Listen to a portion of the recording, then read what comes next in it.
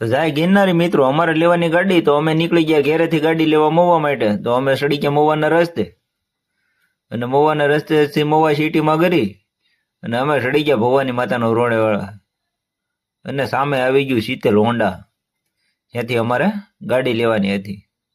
તો પછી શું હતું, અમે શોરૂમની અંદર જઈ અને શેઠને મળ્યા, અને શેઠના ગાડીની વાત કરી, બધું ભાવતાલ નક્કી કરીને પછી અમે જોવા મળ્યા ગાડી.